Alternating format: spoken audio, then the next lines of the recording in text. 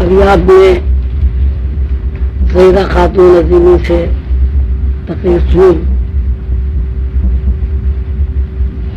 تقریر کا موضوع سکون تھا اور سکون کے بارے میں انہوں نے بتایا کہ سکون جنت ہے. ان الفاظ دیگر یہ کہ جنت کا اگر انسانی زندگی میں تذکرہ کیا جائے تو اس کا نام سوائے سکون کے اور کچھ نہیں رکھا جا سکتا. جنت کے ساتھ ساتھ دوزخ بھی لگی ہوئی ہے. تو اگر انسانی زندگی میں دوزخ کا تذکرہ کیا جائے تو ایک اور ایک دو کے حساب سے بے سکونی اور پریشانی کا نام سوائے دوزخ کے کچھ نہیں رکھا جا سکتا. تو اب یہ انسان دو کیفیات سے ہم وقت گزرتا ہے. کبھی اس کے اوپر سکون کی کیفیت ہوتی ہے اور کبھی بے سکونی اور پریشانی میں مبتلا ہو جاتا ہے. ایسا کبھی نہیں ہوا کہ کوئی آدمی پیدا ہونے کے بعد سے مرتے دم تک بے سکون رہے, اسے کوئی خوشی حاصل ہی نہ ہو. اور ایسا بھی کبھی نہیں ہوا کہ کوئی آدمی پیدا ہونے کے بعد سے مرتے دم تک کسی پریشانی میں اور تکلیف میں مبتلا نہ ہو. تو یہ جو ہمارا تجربہ ہے زندگی کا پیدا ہونے کے بعد سے مرتے دم تک, یہ ہے کہ زندگی نام ہے خوشی اور ناخوش ہونے کا. بچے کو چڑھ رہے ہیں وہ اس میں وہ نہیں ہے زینے پہ کوئی گرے ہوئے کس کے بچوں کا منع کر دو, ماؤں کو منع کرو گر جائیں گے, وہ نہیں ہے اس میں گری وغیرہ کچھ نہیں ہے, کانٹے بھی پڑے ہوئے. تو اب زندگی کا جو تجزیہ ہے ماشاءاللہ ہم سب لوگ بیٹھے ہوئے ہیں تو یہی ہے کہ ایک وقت خوش ہوتا ہے آدمی اور دوسرے وقت پریشان ہو جاتا ہے. ایک وقت بے انتہا پریشان ہوتا ہے لیکن دوسرے وقت پھر خوش ہو جاتا ہے. تو یہ خوشی اور غم جو ہے دونوں ساتھ ساتھ چلتے ہیں. خوشی اور غم کا جب ہم تجزیہ کرتے ہیں کہ بھئی خوشی اور غم کی جو کیفیات ہے پھر واقعی یہ کیا ہے, تو اس میں بڑا عجیب و غریب انکشاف ہوتا ہے کہ جو چیز میرے لیے آج خوشی کا باعث ہے دوسرے کے لیے وہی بات غم اور پریشانی کا باعث ہے, اور جو چیز میرے لیے پریشانی بن رہی ہے دوسرے کے لیے وہ خوشی کا باعث ہے. یہ بھی دیکھا گیا ہے کہ زندگی میں پہلے اگر آدمی خوش ہوتا ہے تو دوسری گھڑی تکلیف میں مبتلا ہو جاتا ہے. ایک وقت تکلیف میں مبتلا ہوتا ہے دوسرے وقت خوشی اس کے اوپر غالب ہو جاتی ہے. یہ ساری زندگی اسی طرح چل رہی. لیکن یہ خوشی ہو یا غم, پریشانی ہو یا آدمی کے اوپر آسائش کے دروازے کھل گئے ہوں, سوچنا یہ ہے کہ ان دونوں کا تعلق کہاں سے, ان کا سورس کیا ہے. یہ تو طے ہو گیا کہ جب سے بندہ پیدا ہوتا ہے اور جب تک مرتا ہے وہ دو کیفیات میں زندگی گزارتا ہے, ایک خوشی اور ایک غم. ایک بڑا خوبصورت سا شعر میں نے بچپن میں کہیں پڑھا تھا, ہر خوشی ایک وقفہ تیاری سامان غم, ہر خوشی ایک وقفہ تیاری سامان غم, ہر سکون مہلت برائے امتحان و اشتراک. یہ ایک زندگی جو ہے زندگی نام ہی ہے کہ کبھی آدمی اضطراب میں ہوگا اور کبھی آدمی خوش ہوگا. اب ہماری جب پیدائش ہوئی تو پیدائش سے پہلے ماں کا جو اضطراب ہے اس کا بندہ تصور ہی نہیں کر سکتا, لیکن جب ہم عالم وجود میں آ جاتے ہیں تو ماں کی خوشی کا بھی کوئی تصور نہیں. تو اب یہ تو طے ہو گیا کہ زندگی جو ہے وہ دراصل دو کیفیات کا نام, ایک خوشی اور ایک پریشانی. اب ہماری سیدہ کہتی ہے بھائی خوشی ساری جنت ہے, تو اس کا مطلب ہے پریشانی ساری دوزخ ہے. اب اس کا مطلب یہ ہوا کہ آدھا آدھا حساب چل رہا ہے کہ آدمی آدھا دوزخ میں چل رہا ہے آدھا جنت کی سیر کر رہا ہے. کیفیاتی تو ہے نا بھائی, تیسری تو کوئی کیفیت ہے ہی نہیں. ایک خوشی ہے ایک غم ہے, تو یہ تو بات طے ہو گئی کہ زندگی جو ہے وہ دو رخوں پر دوڑ رہی ہے، اور اس کا ایک رخ کا نام خوشی ہے اور ایک رخ کا نام جو ہے وہ پریشانی ہے۔ اب بات یہ ہے کہ یہ خوشی اور پریشانی کہاں سے آئی، اس کا تعلق کیا ہے، اس کا سورس کیا ہے، کہاں سے نکلی؟ تو اب جب ہم یہ سوچتے ہیں کہ بھائی یہ خوشی کا تعلق کیا ہے اور غم کا کیا تعلق ہے، تو یہ کہے بغیر کوئی چارہ ہی نہیں ہے کہ نہ کبھی کسی نے خوشی کی کیفیت کو دیکھا ہے اور نہ کسی نے غم کی کیفیت کو دیکھا۔ انویژن چیز، کبھی کوئی آدمی یہ نہیں بتا سکتا کہ صاحب خوشی یہ ہے۔ اب خوشی کیا ہے کہ صاحب چہرہ کھل گیا، آدمی ہنس پڑا، لیکن کوئی کہے صاحب نہیں اس طرح نہیں، ہمیں تو ٹی وی میں دکھاؤ خوشی کیا ہے۔ تو آپ آدمی کا ہنستا چہرہ تو دکھا سکتے ہیں، خوشی نہیں دکھا سکتے۔ اسی طرح کوئی پوچھے صاحب غمی کیا ہے، پریشانی کیا ہے، آپ ایک روتا بسورتا مرجھایا ہوا چہرہ دکھا سکتے ہیں کہ صاحب یہ غمی ہے۔ ان کا یہ حال کیا ہے کہ نہیں صاحب چہرہ دیکھ، سورج بدنی حالت مپرس، کہ بھائی چہرہ سامنے حال کیا پوچھنا ہے، بھائی سورج دیکھ۔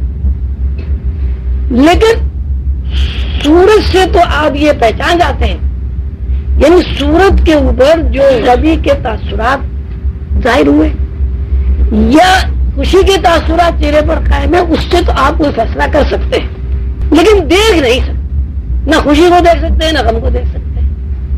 اچھا کچھ ماشاءاللہ لوگ بڑے ہی اداکار ہوتے ہیں، اندر سے ٹوٹے پھوٹے ہوتے ہیں، باہر سے ہنستے رہتے ہیں۔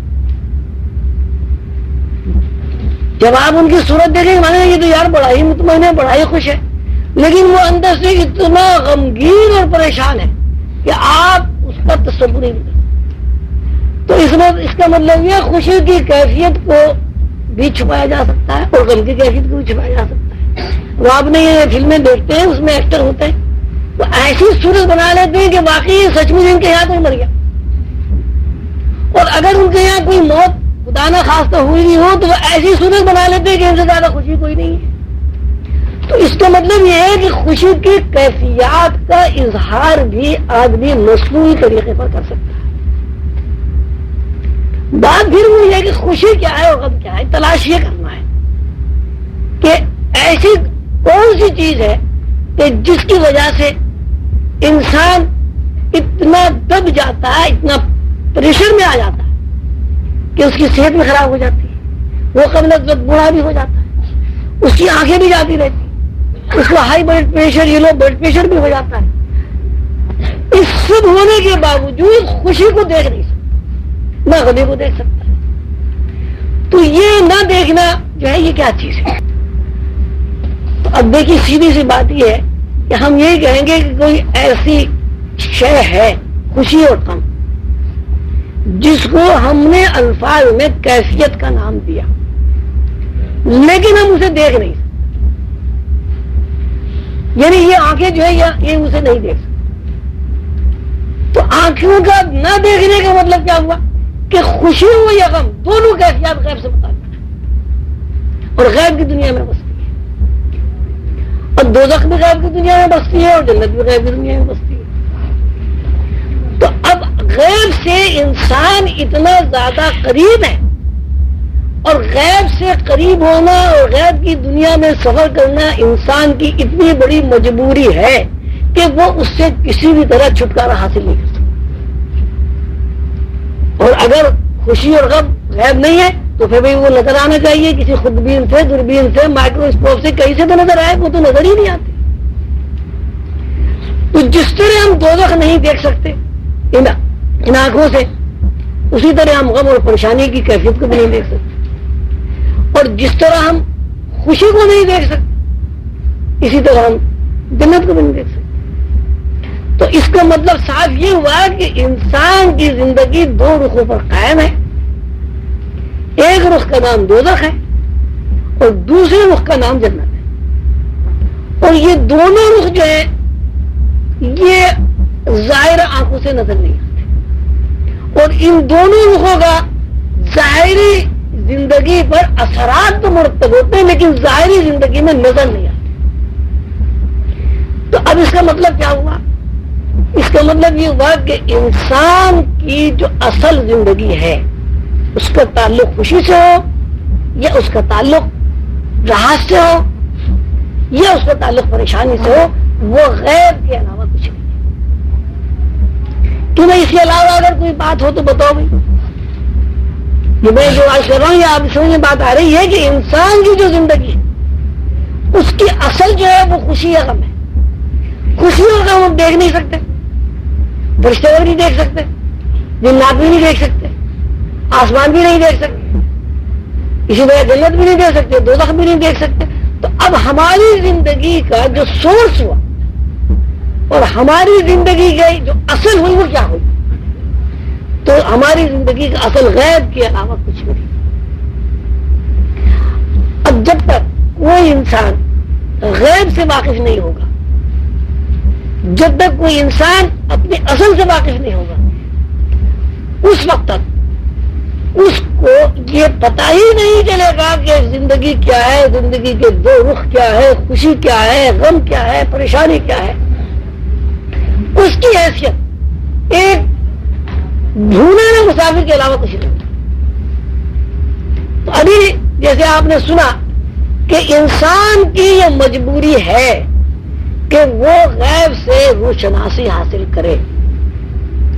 جب تو کہتے ہیں نا آدمی غیب میں جا ہی نہیں سکتا، کوئی غیب بھی ہو ہی نہیں سکتا. میں یہ عرض کر رہا ہوں کہ انسان کی یہ مجبوری ہے کہ غیب کے بغیر اس کا وجود ہی قائم نہیں رہتا. اس کی وجود کی بنیاد ہی غیب ہے.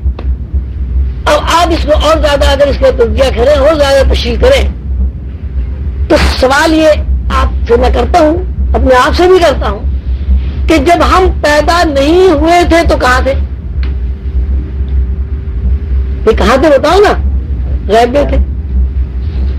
اب اس کا مطلب ہے پیدا ہونے سے پہلے جہاں ہم تھے وہ ہماری اصل زندگی ہے. اچھا صاحب، اب ہم پیدا ہو گئے، پیدا ہونے کے بعد ہماری حیثیت یہ ہوئی کہ 2 بالش کے ہم تھے. تو 2 بالش کا بچہ 5 فٹ کا آدمی بن گیا. ظاہر ہے اس کے علاوہ کوئی جواب ہی نہیں ہے کہ وہ کرنا چاہیے. اب اس کے بعد ہم مر گئے، مرنے کے بعد پھر زندگی ہے. قرآن کے حساب سے، حدیث کے حساب سے، تمام انبیاء کرام کے حساب سے، تمام آسمانی کتابوں کے حساب سے مرنے کے بعد پھر زندگی ہے. تو اب آپ جب پیدا نہیں ہوئے تو کہاں تھے؟ جب مر گئے تو کہاں گئے؟ پھر غیب کے علاوہ انسان کیا ہے؟ لوگ کہتے ہیں کہ غیب کا علم تو پیغمبروں کو بھی نہیں تھا صاحب، عام انسان کو غیب کیسے آ جائے گا؟ بھائی انسان تو غیب کے علاوہ کچھ ہے ہی نہیں. انسان کی اصل ہی غیب ہے. کسی صورت سے آپ حساب کر لیں، آپ اس کے علاوہ کسی نتیجے پر نہیں پہنچ سکتے کہ آپ غیب کے علاوہ کچھ نہیں. اب اس کو اور پھیلا لیں. آپ سو گئے، وہ سوتے ہیں، ہم سب سوتے ہیں. جسے ہمارے یہاں پڑا ہمارے اندر سے ایک آدمی نکلا. وہ آدمی یہاں کبھی لندن پہنچ گیا، کبھی امریکہ پہنچ گیا، کبھی لاہور پہنچ گیا، کبھی کراچی پہنچ گیا. اور جو آدمی بیدار ہوا پھر وہ آدمی اس کا پتہ نہیں وہ کدھر گیا. تو یہ جو آدمی یہاں بیٹھے ہوئے یا یہاں لیٹے ہوئے یہاں سے امریکہ پہنچ گیا 1 سیکنڈ کے 1000ویں حصے میں پھر واپس آ گیا، اس کا نام آپ کیا رکھیں؟ اور اس کو اگر تشریح کریں تو اللہ تعالیٰ تھے، کچھ بھی نہیں تھا. یہ تو آپ سب جانتے ہیں نا، کائنات سے پہلے کچھ بھی نہیں تھا، اللہ تعالیٰ تھے. تو اللہ تعالیٰ نے کہا کن ہے نا، یہ سب لوگ جانتے ہیں نا کہ کچھ بھی نہیں تھا. یہ تو ہمارا ایمان ہے نا کہ کچھ بھی نہیں تھا، اللہ تعالیٰ تھے. اللہ تعالیٰ نے کہا کن، کیا ہو گیا بھائی؟ تو ایک کن سے مراد کیا ہو گیا؟ کائنات بن گئی. کائنات کہاں سے آئی؟ اللہ کے ذہن سے کائنات آ گئی. اس کا مطلب ہے کہ انسان اللہ تعالیٰ کا اپنا فضل اور انعام بھی ہو رہا ہے, اللہ تعالیٰ جنت میں ہی بھیج رہے ہیں. اب وہاں حساب کتاب سے فارغ ہو کر کچھ لوگ دوزخ میں چلے گئے, کچھ لوگ جنت میں چلے گئے. جنت کیا ہے؟ غیب. دوزخ کیا ہے؟ غیب. پھر جنت دوزخ کی زندگی کے بعد پھر ایک مقام ہے ابد. یہ آپ نے سب نے سنا ہی ہے نا کہ ابد ہو جائے گا صاحب, پھر ابد الاباد ہو جائے گا. ابد الاباد سے مراد یہ ہے کہ وہی پوزیشن بن جائے گی جو پوزیشن کن کہنے سے پہلے کائنات کی تھی. یعنی ہر چیز معدوم ہو جائے گی, صرف اللہ کی ذات رہے گی. یعنی جس طرح اللہ کے ذہن سے کائنات نکل کر مظہر بنی, اسی طرح ساری کائنات دوبارہ اللہ کے ذہن میں جا کے محسوس ہوئی. تو ہمارا پیدا ہونا اس وقت ممکن ہے جب ہم عالم ارواح سے یہاں اس دنیا میں آئے. ہماری جوانی اس بات کی متقاضی ہے کہ ہمارے بچپن کو بہرحال ماضی میں جانا چاہیے. جب تک ہمارا ماضی دفن نہیں ہو جائے گا اس وقت تک ہم جوان نہیں ہو سکتے. جب تک ہماری جوانی دفن نہیں ہو جائے گی ہم پورے نہیں ہو سکتے. اور جب بڑھاپا دفن ہو جائے گا تو ہم دوسری دنیا میں منتقل ہو جاتے ہیں. تو اب آپ یہ غور فرمائیں کہ انسان غیب کے علاوہ کیا چیز ہے. ماشاءاللہ اتنے سارے بھائی سمجھدار بندے بیٹھے ہیں, اگر کسی کو اس بات پر اعتراض ہو تو وہ بتائے. مجھے کوئی برا نہیں لگتا, نہ اعتراض کرنا برا لگتا, اس لیے کہ جب تک کہ آدمی سوال جواب نہیں کرتا سمجھ میں نہیں آتی بات. اتنے سارے ماشاءاللہ بندے ہیں. یہ جو کچھ میں نے عرض کیا اس کی روشنی میں آپ یہ بتائیں آپ غیب کے علاوہ کچھ ہیں؟ یعنی جب اللہ تعالیٰ نے کن کہا آپ اللہ تعالیٰ کے ذہن میں موجود تھے, تو اللہ تعالیٰ سے بڑا غیب کون ہو سکتا ہے؟ پھر جب اللہ تعالیٰ نے کن کہہ دیا آپ عالم ارواح میں آ گئے. عالم ارواح غیب کے علاوہ کچھ نہیں ہے. پھر آپ عالم ارواح سے یہاں پیدا ہو گئے تو اس کا مطلب ہے پھر غیب سے آپ یہاں منتقل ہو. یعنی سیڑھیاں اتر رہے. اب مرنے کے بعد پھر آپ نے سیڑھیاں چڑھنی شروع کر دی, اور سیڑھیاں چڑھتے چڑھتے آپ اسی کیفیت میں منتقل ہو گئے جو کیفیت ان سے پہلے تھی. یہ انسان کا تجزیہ ہے چھوٹا سا, کیونکہ وقت بہت مختصر ہے اس لیے میں نے اس کو بہت مختصر الفاظ میں بیان کیا ہے. تو ثابت یہ ہوا کہ انسان غیب کے علاوہ کچھ نہیں. انسان کی بنیاد اور بیس جو ہے وہ بھی غیب ہے. اب غیب کیا چیز ہے؟ اب پھر یہ سوال پیدا ہوتا ہے غیب کیا چیز ہے. یہ تو ہم سب جانتے ہیں غیب ایک دنیا کا نام ہے. اس طرح ہماری ایک دنیا ہے, اس کو ظاہر دنیا کہتے ہیں. اسی طرح ایک اور دنیا ہے جو ان آنکھوں سے نظر نہیں آتی, وہ غیب کی دنیا کہلاتی. اس غیب کی دنیا میں آسمان بھی ہے, اس غیب کی دنیا میں جنت بھی ہے, اس غیب کی دنیا میں فرشتے بھی ہیں, اس غیب کی دنیا میں عرش بھی ہے, کرسی بھی ہے, لوح محفوظ بھی ہے, اللہ تعالیٰ بھی. تو اب یہ جو غیب ہے یہ غیب شروع کہاں سے ہوا؟ بات اتنی سی. اصل میں بات یہ ماشاءاللہ یہ سیدہ نے جو تقریر کی میں اس کی تھوڑی سی تشریح کرنا چاہوں کہ انہوں نے یہ کہا کہ روحانیت کیوں سیکھنی ضروری ہے. تو غیب جو ہے وہ کیا چیز ہے؟ تو قرآن سے جو بات ثابت ہوتی ہے وہ یہ ہے کہ جب اللہ تعالیٰ نے کن کہا تو ساری کائنات بن گئی, اور اس میں انسان بھی بن گئے. کائنات بنی تو سب چیزیں بنی, انسان بھی بنا. اب اللہ تعالیٰ نے پوری کائنات کو مخاطب کیا. اچھا جو کائنات بنی تو کائنات کا وجود تو ہے, لیکن اس کائنات کا وجود ایسا وجود ہے جو ظاہری آنکھ سے نظر نہیں آتا, یعنی مادی وجود نہیں ہے. وجود تو ہے, مادی وجود نہیں. تو اللہ تعالیٰ نے کہا الستو بربکم, کہا کہ مجھے دیکھو میں تمہارا رب ہوں. الستو بربکم, میں ہوں تمہارا رب. حضور قبلہ بابا نے بڑا خوبصورت ترجمہ کیا, الستو بربکم, میں ہوں, میں تمہارا رب. تو جب اللہ تعالیٰ نے یہ کہا کہ میں ہوں, میں تمہارا رب, تو وہاں جو موجود روحیں تھیں انہوں نے اللہ تعالیٰ کی طرف جب آواز سنی، الستو بربکم، اللہ تعالیٰ نے آواز لگائی، انہوں نے آواز سنی، تو جب آواز سنی تو ظاہر ہے یہ دنیا کا بھی اصول ہے کہ جب آپ کو کوئی آواز دیتا ہے آپ اس کی طرف دیکھتے ہیں، متوجہ ہوتے ہیں۔ تو جب اللہ نے کہا آپ کی روح سے کہ میں ہوں تمہارا رب، تو جیسے ہی میں نے آواز سنی یا آپ نے آواز سنی آپ اس آواز کی طرف متوجہ ہوئے، اور جب آپ متوجہ ہوئے تو ایسا نہیں ہوا کہ آپ نے کچھ نہیں دیکھا۔ اگر ایسا ہوتا کہ آپ کچھ نہ دیکھتے تو آپ جواباً کچھ نہ بولتے۔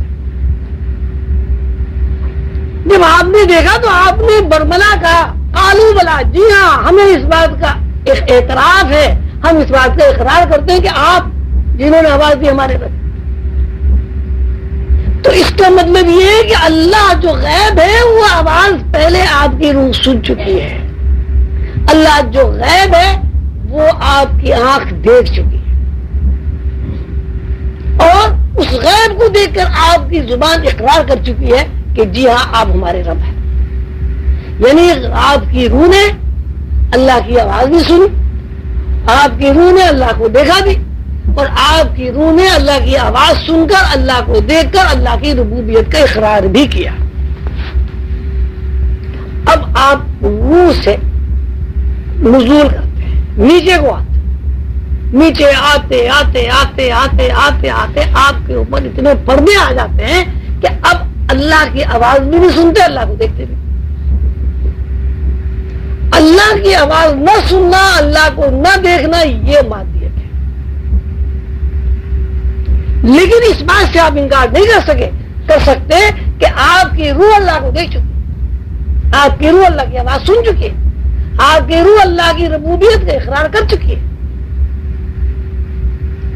اب آپ نے وہ جو اتنی اسٹیجز ہیں ان کو تو بھلا دیا، اور یہ جو مادیت ہے، پردے ہیں، اس کو آپ نے یاد رکھا ہے۔ ہم تو اللہ کو دیکھ ہی نہیں سکتے، اللہ کو ہم کیسے دیکھ سکتے؟ بھائی اللہ کو آپ اس طرح دیکھ سکتے ہیں کہ جس روح نے اللہ کی وحدانیت کے اقرار کر کے اللہ کی ربوبیت کو تسلیم کیا ہے، آپ اس روح کو اپنے اندر سے کھینچ لیں، نکال لیں، ڈھونڈ لیں تو آپ اللہ کو دیکھ لیں، اللہ کی آواز سنیں۔ اور جب تک آپ اس روح سے متعارف نہیں ہوں گے جس روح نے اللہ کو دیکھ لیا ہے، جس روح نے اللہ کی آواز کا جواب دیا ہے، تو آپ اللہ کو نہیں دیکھ سکتے، غیب سے دور رہ سکتے، رہیں گے۔ اچھا، اب ایک بات بڑی غور طلب یہ ہے کہ اللہ کی ذات ایسی ہے کہ اسے نہ غم ہوتا ہے نہ پریشانی ہوتی۔ واحد ذات اللہ کی ہے کہ جسے نہ غم ہوتا ہے نہ پریشانی ہوتی، جو نہ کسی قسم کی احتیاج رکھتی ہے، جو ذات کسی بھی طرح محتاج نہیں ہے۔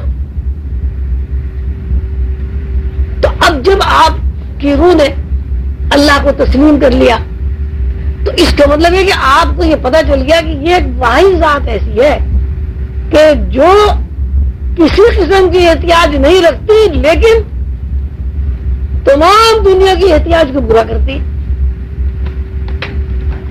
تو جب آپ اپنی روح سے واقف ہو جائیں گے تو ظاہر ہے آپ کو یہ پتہ چل جائے گا کہ ہماری حیثیت یہ ہے کہ پہلے ہم اللہ کے ذہن میں تھے، جب اللہ نے چاہا کن کہہ کے ہمیں پیدا کر دیا، اور پھر وہ درجہ بدرجہ سیڑھی بسیڑھی نیچے اتر کے ہمارے اوپر اتنے پردے آ گئے کہ وہ نظر جس نظر نے اللہ کو دیکھا تھا وہ نظر چھپ گئی، کمزور ہو گئی، اس کے اوپر پردے آ گئے۔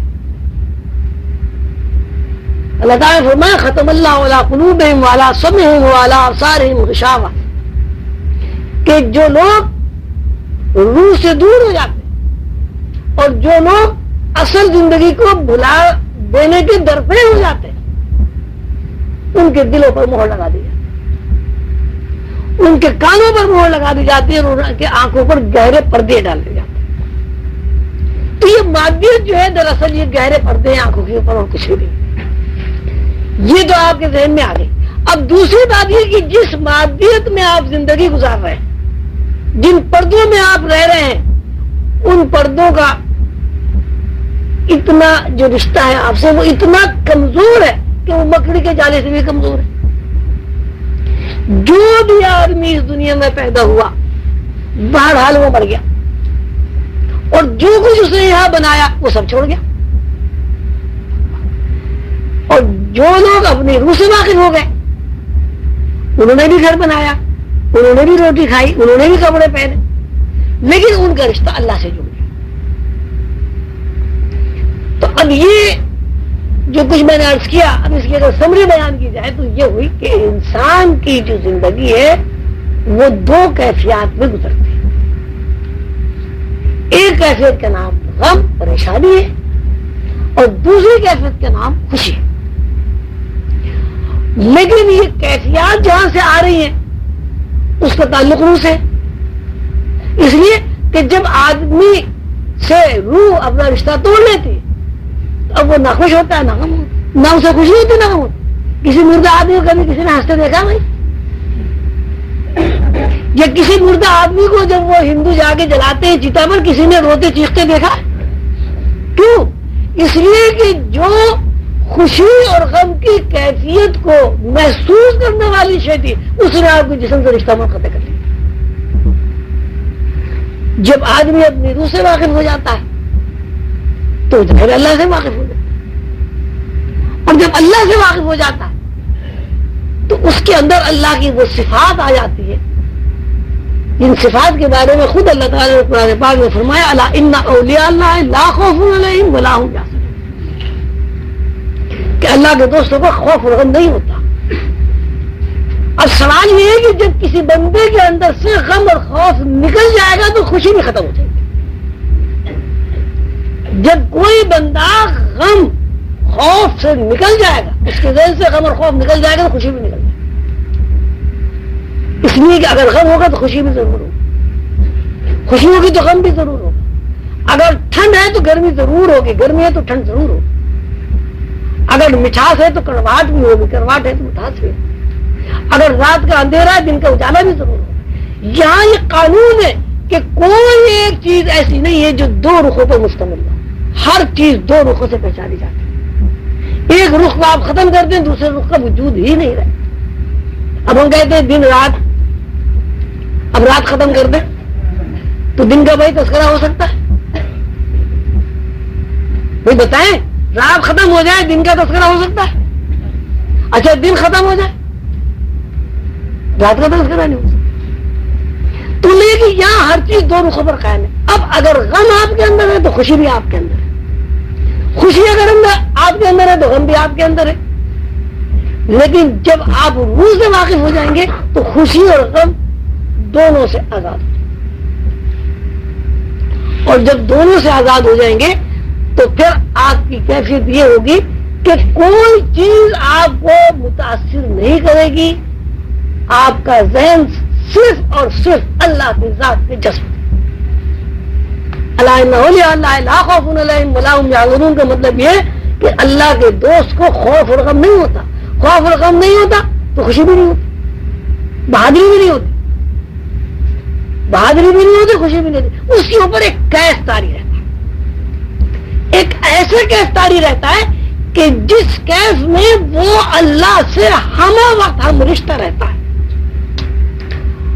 حضرت خواجہ معین الدین چشتی اجمیری رحمۃ اللہ علیہ فرماتے ہیں یار دم بدمو بار بار نہیں آیا, میرا جو یار ہے میرے سانس کے ساتھ آتا ہے, جو سانس آتا ہے یار ساتھ آتا ہے, یار دم بدمو بار بار نہیں. یعنی میری نظر تو ہر وقت اپنے یار کو دیکھتی ہے, یعنی اللہ کو دیکھتی ہے. اور جب بندہ اللہ کو دیکھنے لگتا ہے یعنی بندہ اپنی اس روح سے واقف ہو جاتا ہے, یوم ازل میں جس روح نے قالو بلا کہا ہے تو اس کے اوپر سے آلام مصائب پریشانیاں بیماریاں سب ختم ہو جاتی اور وہ سرور کی حالت میں رہتا ہے.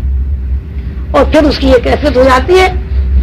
اللہ تعالیٰ نے قرآن پاک میں فرمایا والراسخون فی العلم, کہ جو لوگ میرے دوست ہیں اور اپنی روح سے واقف ہو گئے وہ اس بات کو جان گئے کہ خوشی اور غم کیا ہے. انہیں یہ بھی علم ہو گیا ہے کہ میرا اصل وجود جو عالم ارواح میں ہے. وہ یہ بھی جان گئے ہیں کہ میں نے جب عالم ارواح میں جب میں تھا انفرادی طور پر اور اجتماعی طور پر میں نے اللہ کو دیکھ لیا, میں نے اللہ کی آواز سن لی ہے, میں نے اللہ کی آواز سن کے اللہ کو جواب بھی دیا. پھر راسخون فی العلم یقولون آمنا بہ کل من عند ربنا, پھر ان کی پوزیشن یہ ہو جاتی ہے کہ ان کے اوپر کچھ بھی گزر جائے وہ یہ کہتے ہیں ہمارا یہ یقین ہے, ہمارا یہ مشاہدہ ہے, ہم دیکھ رہے ہیں یہ سب چیزیں اللہ کی طرف سے, اور جب سب چیزیں اللہ کی طرف سے تو اس میں خیر کے علاوہ کچھ نہیں. تو روحانیت سیکھنا اس لیے ضروری ہے کہ اگر کوئی آدمی روحانیت نہیں سیکھے گا تو اس کا مطلب ہے اس نے جو اللہ کی وحدانیت کا, اللہ کی ربوبیت کا جو اقرار کیا ہے اس سے اس نے فرار حاصل کر, وہ منافقت کر رہا ہے اس زندگی میں, اس لیے کہ وہ جو اس کی روح نے اللہ کو دیکھ کر, اللہ کی آواز سن کر اللہ کا اقرار کر چکے. اور جب تک آپ اپنے روح سے واقفیت حاصل نہیں کریں گے, اب یہ مادی جسم تو پردہ ہے تو اللہ کو آپ نہیں دیکھ سکتے. تو اللہ کو ابھی سوال یہ ہے, کوئی آدمی کہتی کیا ضرورت ہے اللہ کو دیکھنے کی, یہ ایک سوال ہو سکتا ہے بھائی, کیا ہمیں کیا فائدہ ہوگا اللہ کو دیکھنے کا؟ بھائی فائدہ اللہ کو دیکھنے کا یہ ہوگا پہلے تو یہ کہ آپ اپنی حسرت سے واقف ہوں گے. دوسری بات یہ جب اللہ سے واقف ہو گئے تو اللہ آپ سے واقف ہو. حضرت عمر فاروق رضی اللہ تعالیٰ عنہ جب وہ حضرت اویس رضی اللہ تعالیٰ عنہ کی خدمت میں حضور پاک صلی اللہ علیہ وسلم کو جبے مبارک لے کر گئے تو انہوں نے کہا اے اویس, یا اویس مجھے آپ کچھ نصیحت کریں. حضرت اویس نے فرمایا اے عمر تو اللہ کو جانتا ہے؟ حضرت عمر نے فرمایا الحمدللہ میں اللہ کو جانتا ہوں. حضرت اویس نے دوسرا سوال کیا اے عمر اللہ بھی تمہیں جانتا ہے؟ حضرت عمر نے فرمایا اللہ بھی مجھے جانتا ہے. حضرت اویس نے فرمایا اے عمر اب تمہیں کسی نصیحت کی ضرورت نہیں. اس کے مطلب ہے جب عمر نے یہ کہہ دیا کہ میں اللہ کو جانتا ہوں, حضرت عمر نے یہ فرما دیا کہ اللہ بھی مجھے جانتا ہے, تو وہ اس کیفیت میں پہنچ چکے ہیں جس کیفیت میں عالم ارواح میں حضرت عمر کی روح نے یہ کہا تھا قال الستو برب, الستو بربکم, میں تمہارا رب ہوں دیکھو مجھے. تو اب یہ ہے کہ روح سے واقف ہونا اس لیے ضروری ہے کہ جب تک انسان روح سے واقف نہیں ہوگا اس وقت تک اس کو جنت تو بہرحال کہاں ملے گی انسان کو, وہ تو پتہ نہیں کہاں بھٹکتا پھرے. میرا خیال ہے جو لوگ روح سے واقف نہیں ہوں گے وہ دوزخ بھی قبول نہیں کرے, کوئی اور ہی گھٹیا درجہ ہو, اس لیے کہ دوزخ کا بھی تعلق عالم غیب سے. دوزخ کہاں ہے بھائی؟ زمین میں, آسمان میں, غیب نہیں ہے نا. اسی طرح جنت بھی غیب نہیں ہے. تو یہ ضروری اس لیے ہے روح سے واقف ہونا کہ ہم روح کے علاوہ کچھ نہیں. اب آپ دیکھیں, اب ہمیں بھوک لگتی ہے, ہم کھانا کھاتے ہیں, اب یہ سوال پیدا ہوتا ہے خیال کہاں سے آتا ہے؟ کیوں بھائی کہاں سے آتا ہے بھوک کا خیال؟ پانی پینے کا خیال کہاں سے آتا ہے؟ اب کھانا تو آپ کھا نہیں سکتے بغیر غیب میں جائے, پانی آپ نہیں پی سکتے بغیر غیب میں منتقل ہوئے, اور آپ یہ کہتے ہیں کہ صاحب غیب سے تو واقف ہی نہیں ہو سکتے. یہ آپ علوم سیکھتے ہیں, یہ اتنے علوم ہیں دنیاوی علوم, یہ علوم کہاں سے آئے بھائی؟ کہیں سے انسپائر ہوئے. جیسے یہ اتنی آپ کی ایجادات ہیں, سائنسی ایجادات, ان ایجادات کا تعلق کس بات سے ہے بھائی؟ کوئی خیال آیا کہ ٹی وی بننا چاہیے تو خیال کہاں سے ہے؟ غیب سے. آپ نے اس خیال کو فالو کیا, ٹی وی بن گیا. آپ نے اس خیال کو چھوڑ دیا, آپ نے رکو.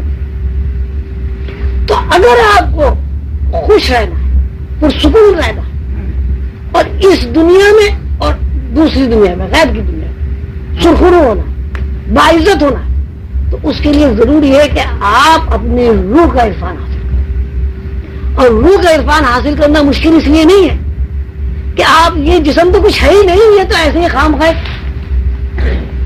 چرخا ہے, یہ کچھ بھی نہیں ہے, ایک ڈھانچہ ہے, ایک پنجرا ہے. اصل تو روح ہے, جب تک وہ اس پنجرے کو سنبھالے رہتی ہے پنجرا چلتا پھرتا رہتا. اور جب روح اس پنجرے سے اپنا رشتہ توڑ لیتی ہے تو یہ سارا منتشر ہو جاتا ہے، اس کو کیڑے کھا جاتے ہیں، کیڑے لپٹ جاتے ہیں، آدمی اس کو ہٹا بھی نہیں سکتا، تو کاٹ رہا ہے میرے، وہ پورا گوشت سے نکل جاتے ہیں، آدمی سی بھی نہیں کرتا، اور جب تک روح میں ایک مچھر کاٹتا ہے تو اٹھ کے بیٹھ جاتا ہے، بڑے ظالم مچھر۔ اب غور فرمائیں کہ ایک آدمی مر گیا، اس کی لاش کو چیمٹے لپٹ گئے، وہ سرخ لال لال چیمٹے ہوتے ہیں اتنے بڑے، اور وہ کھا پی کے ایسے ایسے چٹ کر جاتے کہ اس کی گوشت کا ایک ذرہ بھی نہیں چھوڑتے، لیکن کوئی آدمی یہ نہیں کرتا کہ بھائی کیڑوں مجھے نہیں کھاؤ، یا اسے ماری دے، یا سسکاری بن لے، یا تکلیف کا اظہار ہی کر، اور جب تک اس کے اندر روح ہے تو بری چیمٹی ہوتی اتنی سی باریک سی، وہ اگر کاٹ لے تو بس کپڑے اتار دیتا آدمی پورے اس بری چیمٹی کاٹنے سے۔ تو جو چیز اتنی یقینی ہے اور اتنی آپ سے قریب ہے، اس کو اگر آپ نہیں جانیں گے، نہیں سمجھیں گے، تو اس جسم کا جو حشر ہوا ہے قبر میں سب جانتے ہیں، وہی حشر مرنے کے بعد بھی ہوا۔ تو یہ زندگی میں اگر آپ کو سکون رہنا چاہتے ہیں، اس زندگی میں رہتے ہوئے اگر آپ اللہ کو دیکھنا چاہتے ہیں، اس زندگی میں رہتے ہوئے اگر آپ اللہ سے دوستی کرنا چاہتے ہیں، اس زندگی میں رہتے ہوئے اگر آپ اللہ سے اپنی بات منوانا چاہتے ہیں، تو اس کے لیے لازم ہے کہ آپ اپنی روح سے واقفیت حاصل کریں۔ اگر آپ اس زندگی میں کتے بلیوں کی طرح رہنا چاہتے ہیں تو ٹھیک ہے بھائی، اپنی روح سے واقفیت حاصل نہ کرو، جس طرح کتے مر جاتے ہیں تم بھی مر جاتے، جس طرح کتے روٹی کھاتے ہیں تم بھی روٹی کھاتے ہو، جس طرح کتے بلی کے بچے ہوتے ہیں ہر انسان بھی یہاں بچے ہوتے ہیں۔ کیا فرق ہے انسان میں اور کتے بلی میں؟ ایک چوہا جو ہے وہ بھی اپنے بچوں کی پرورش کرتا ہے، ایک انسان بھی اپنے بچوں کی پرورش کرتا ہے۔ چوہے کو بھی بھوک لگتی ہے تو پیٹ بھر لیتا ہے، انسان کو بھوک لگتی ہے تو وہ بھی پیٹ بھر لیتا ہے۔ اب ذرا غور تو کریں، ایک چوہے میں اور ایک کتے میں اور ایک انسان میں کیا فرق ہے؟ فرق صرف یہ ہے کہ کتا بلی چوہا اپنی روح سے واقفیت حاصل نہیں کر سکتا، انسان اپنی روح سے واقفیت حاصل کرتا ہے۔ اور جو انسان اپنی روح سے واقفیت حاصل نہیں کرتا وہ اس دنیا میں بھی محروم رہتا ہے، مرنے کے بعد بھی محروم رہتا ہے، اور اللہ کے سامنے بھی شرمندہ ہوتا ہے، اس لیے کہ اس نے اس دنیا میں آنے کے بعد جو اللہ کی ربوبیت کا اقرار کیا تھا قالوا بلا کہہ کر، اس کو اس نے جھٹلا دیا، اس نے اللہ کے ساتھ بغاوت کی۔ وہاں روح تو یہ کہہ رہی ہے کہ جی ہاں آپ میرے رب ہیں، میں نے آپ کو دیکھ لیا ہے، میں نے آپ کی آواز سن لی ہے، اور یہاں آگے وہ کہتا ہے صاحب روح سے تمہیں واقف نہیں ہے، تو اس کا مطلب یہ کہ وہ جھوٹ بول رہا ہے، غداری کر رہا ہے، اور غداروں کی بھائی جو سزا ہے وہ مرنے کے بعد تو بات کی سزا ہے، وہ یہاں سزا نہیں۔ ایک دفعہ اذا زلزلت الارض زلزالہا میں پڑھا تو حضور کا بابا سے سمجھ رہا تھا اس کا ترجمہ اور تشریح، جب میں یہ فمن یعمل مثقال ذرۃ خیرا یرہ ومن یعمل مثقال ذرۃ شرا یرہ، تمہارا عمل اگر ایک ذرے کے برابر اس میں خیر ہے تو وہ بھی تولا جاتا ہے اللہ کے پاس محفوظ ہے، اور ایسا عمل جس میں ایک ذرے کے برابر اگر شر ہے تو وہ بھی اللہ کے یہاں تولا جاتا ہے، اللہ کے یہاں۔ حضور قلندر بابا نے فرمایا تم سمجھے کہ اللہ میاں کیا کہہ رہے ہیں؟ انہوں نے فرمایا اللہ میاں یہ کہہ رہے ہیں کہ اگر تم نے یہاں ایک ذرہ برابر خیر کی ہے تو اس کا نتیجہ تمہیں یہاں ملنا ہے، اور اگر تم نے ایک ذرے کے برابر شر کیا ہے تو اس کا نتیجہ تمہیں توڑ لیا گیا۔ اور انہوں نے فرمایا خواجہ صاحب لوح محفوظ کا یہ قانون ہے کہ جو آدمی جو عمل کر لیتا ہے جب تک اس کا نتیجہ نہیں دیکھ لیتا ملک الموت اس کی جان نہیں نکلتی، اس لیے کہ جب تک نتیجہ یہاں آپ نہیں دیکھ لیں گے، اس نتیجے کو ایکسپٹ نہیں کر لیں گے تو آپ کا اعمال نامہ مکمل نہیں ہوگا۔ تو اگر کوئی انسان اپنی روح سے واقفیت حاصل کرنے کے لیے ایک قدم بڑھاتا ہے تو وہاں تول لیا جاتا ہے کہ انسان نے ایک قدم روح کے عرفان کے لیے حاصل کر لیا۔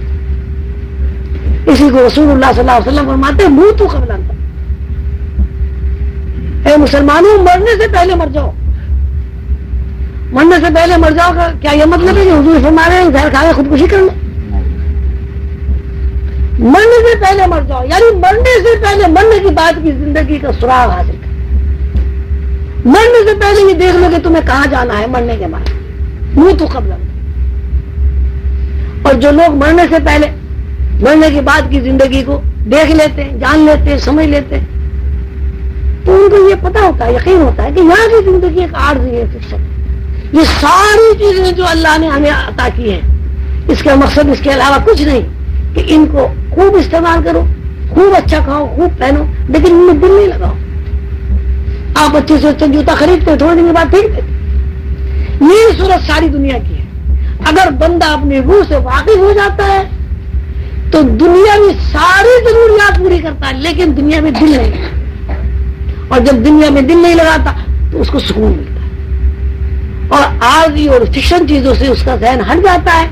جب عارضی اور فکشن چیزوں سے اس کا ذہن ہٹتا ہے تو خود بخود اس کو حقیقت کی تلاش کا راستہ مل جاتا ہے، اور وہ حقیقت کی تلاش میں نکل کھڑا ہوتا ہے، اور ایک دن ایسا آتا ہے کہ وہ حقیقت کو جان لیتا ہے اور اپنی روح سے متعارف ہوتا ہے۔